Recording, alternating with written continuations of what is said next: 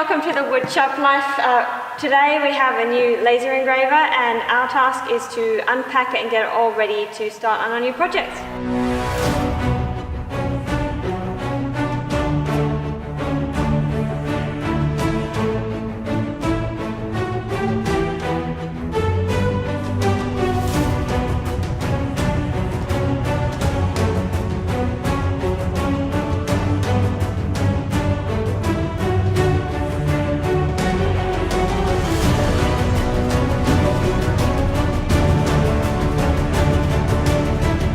Alright, let's get some coolant in. I'm using some deionized water. We completely cleared out the local grocery store of deionized water for this and the CNC router, since they're both going to be using the same chiller. I've already put some radiator coolant in here, which is just going to help act as a corrosion inhibitor. So the first thing we're going to have to do with this laser is swap this power cord out. It's a European one, it's got no earth on it. They use a separate earth in China, so we need to get this with a UK plug and we need to get it earthed, and we'll do that inside around here. They've got a nice little terminal block coming in which we can connect up.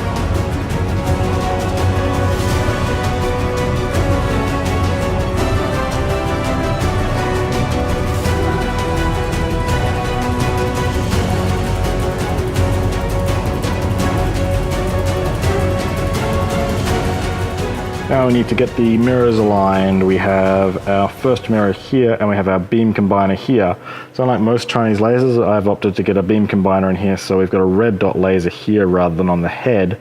And this, once I get it set up correctly, means that the red dot is going to follow through the beam path of the laser, so we'll see a spot exactly where the laser is going to fire on the material, which is pretty cool. The laser path for the infrared laser is mostly aligned now. The red dot laser still needs some work. I should go back over this path and get it perfect, but for now we've got it coming into this mirror pretty well, and now we want to get it shooting down through the main lens correctly, and we'll be ready to do some cutting.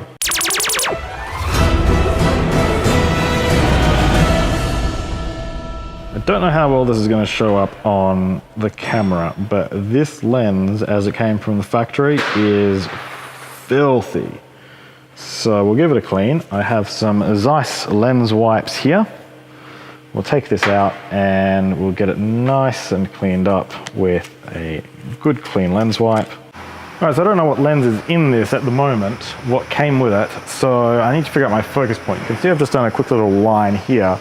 What I've done is I've got the piece of plywood up on a piece of 2x4, and I've got the speed set to 200, and I'm just going to hold pulse and manually drive this across, and that is going to give us our focus ramp.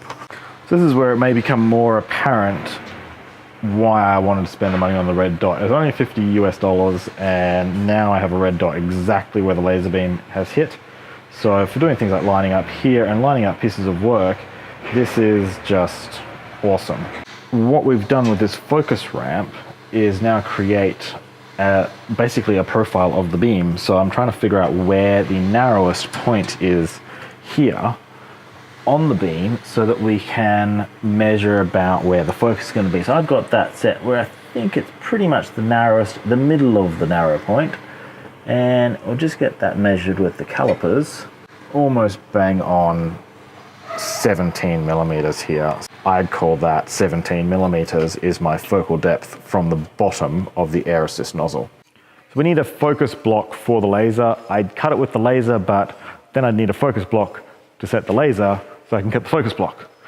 So I have a piece of European beech, which is 21.6 millimeters thick as an offcut. And I'm going to put that through the planer and get that down to exactly 17 millimeters, and this will be my focus block.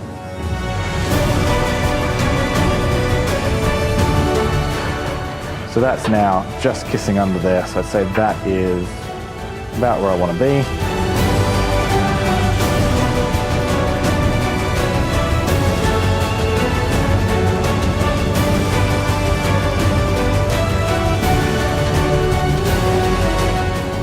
I've always liked this engraving as a really good test piece.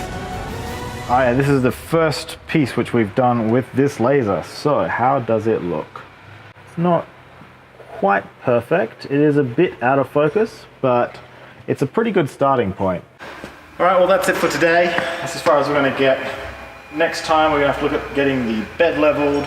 We're gonna have to look at getting the fume extraction sorted. Thank you very much for watching, and would love to have you along for the journey. Please hit subscribe and click the bell for notifications. If you've got any ideas, suggestions, leave a comment. Love to have you along. Thank you very much.